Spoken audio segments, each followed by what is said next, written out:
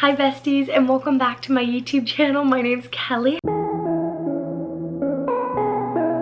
Hi if you're new. Today, as you guys might have read from the title down below, I'm going to be sharing with you guys what I want to read in November, but I also want to do a recap of what I read in October. So I'm seriously so excited. If you guys enjoy this video, be sure to hit that subscribe button and give this video a big thumbs up if you guys like it. And I'm having a bit of a flat hair day, so I just put my blue light glasses on to hold my hair back because my bangs have like those little layered bangs that go down like this, and you guys, they were just laying so flat. So I don't have glasses. These are just like little blue light glasses, but I feel like it really fits the aesthetic of talking about books, which I'm so excited about. So I want to recap what I read during October. First, I did share an October TBR, and boy, did I set the bar extremely high for myself. And it was so much fun because I love having a goal and trying to achieve it, and I love reading, so it was just kind of really fun to share with you guys what I want to read. And it's fun now, a month later, sharing with you guys what I actually did read. So first off, I got started on We'll Always Have Summer by Jenny Han, and this is the third book in the Summer I Turned Pretty series, which I read the first two books over the summer when the series was streaming on Amazon for their show. And oh my gosh, I read 80 pages of this, and I don't want to give any spoilers, but I read 80 pages of this, and I was like so sad that I had to pause, and I stopped reading it, and then I finished it last week. So I read the first 80 pages, and it was just so sad compared to how book 2 was. And I don't know if you guys have read this, it will make sense, but basically a big event happens, and like a little bit of a change of character that it was super unexpected. And I was like, okay, I'm just gonna come back to this book because I know I'll finish it, and it's a young adult book, so it's definitely an easier read. And I was just like, I need to read something kind of happy and cheerful. So then last week, so about 2 weeks later, I did finish this book. I stayed up till 2 in the morning reading it in one sitting. And it was so cute. Like, once you get past the kind of sad part at the beginning, it gets really, really fun to read. It's really exciting. I am Team Conrad from watching the show and reading the first 2 books. And, okay, spoiler. Skip ahead if you don't want to see this. I am such a Team Conrad girly that I was just like, oh my gosh, that was so sweet. And the like little bonus pages at the end, if you guys have read this, oh, it was so adorable. So I really, really like this. This honestly would be like a 4.5 out of 5 stars for me. I would say a 5-star book, but I didn't like the beginning. Like, it took me a while to get into it, but it was an easy read. It summed up the series really well. I'm excited for season 3 to be on Amazon, and I thought it was just really good. And I love her writing. I really want to read her other series, which I believe is To All the Boys I Loved Before. So then when I took the little break from reading that book, when I got 80 pages, I started reading The Fine Print by Lauren Asher. Oh my gosh, this is a 5 out of 5, 5 stars. I am obsessed. So the main character's name is Rowan and Zara, and Rowan is a billionaire. It is the Dreamland Billionaire series, which Dreamland's kind of like Disneyland, but it's like the stories version. And he has to complete this task from his grandpa to receive his inheritance, and he meets this girl named Zara, and she works at Dreamland, and he kind of gets a dose of reality with her, and it's just really, really witty. Now, I believe this is like a grumpy sunshine trope. I think that's what they call it. So basically, he's kind of grumpy, she's really cheerful, and I think reading this book, I realized how much I like reading stories like that. They had really witty banter. It made me laugh a lot.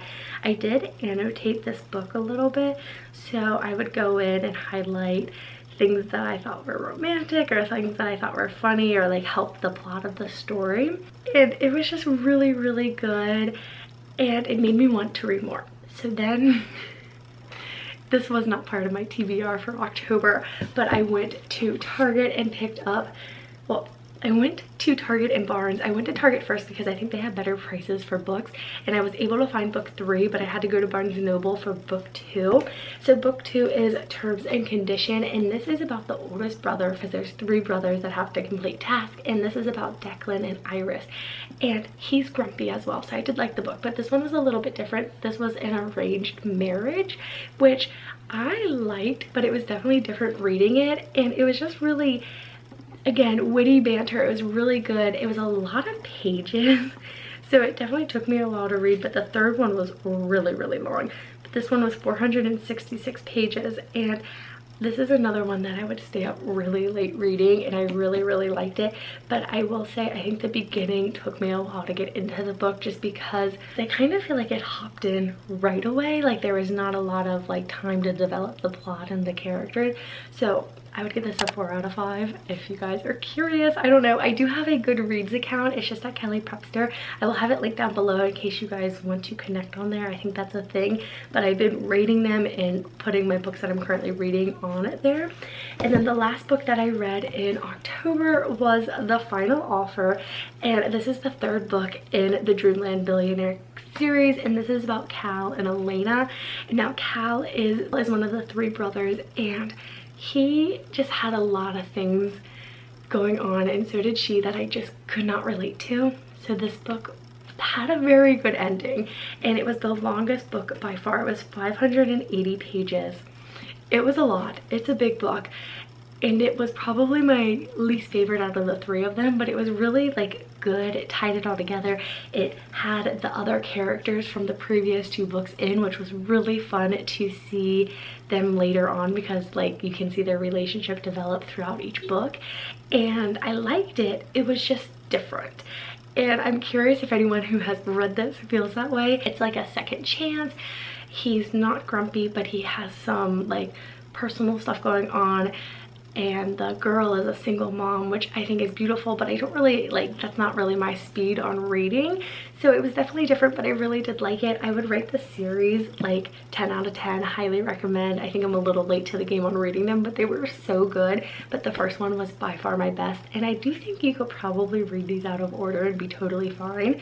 But I love that the 3rd one kind of wrapped up all of the quests for their inheritance. You kind of got to like see how the villain and all of the books kind of like what happened to them. So it was just really good. But those are the books that I read in October, so I want to share with you guys what I want to read this month in November, which by the way, happy November. I picked out 3 books. Probably, knowing me, since I picked one book that's part of a series, if I read this first, you best believe I'm probably going to read the 2nd and 3rd one after this. So this one is Twisted Love, and there's a whole series. I think there's Twisted Games, Twisted Hate, there's like a bunch of them. This was actually on my TBR for October, and I just thought, why not carry it over? And it is about this girl Ava who has her older brother's best friend Alex start to take care of her. I think it's just like a really good romantic story, and they both kind of have their own childhood trauma that they're going to be taking care of and like working towards together. Again, this is another series that I've heard a lot of booktubers and bookstagram people talk about, so I'm seriously so excited to read this and like see what everyone's chatting about, because when I see it I like skip it so I don't get any spoilers. But I just think it sounds really good, and I bet it's probably going to be like a quicker read compared to some of these books that I was reading. Then I also want to read Yours Truly. I bought this last month before I got into the Dreamland Billionaire series, and I'm so excited. So this is about a Dr. Brianna life who is seriously flatlining. Her divorce is just finalized. Her brother is running out of time to find a kidney donor, and that promotion she wants, oh, that's probably going to the new man doctor she already doesn't like. But just when all systems are set up to hate Dr. Jacob, Maddox completely flips the game by sending Brianna a letter. Now again, I've heard about this from some other booktubers, and they all love it, and it's a really good letter, like the kind that proves Jacob isn't actually Satan. Worse, he might be this fantastically funny, subversively likable guy who's terrible at first impressions, because suddenly he and Brie are exchanging letters, sharing lunch dates in her sob closet, and discussing the merits of freakishly tiny horses.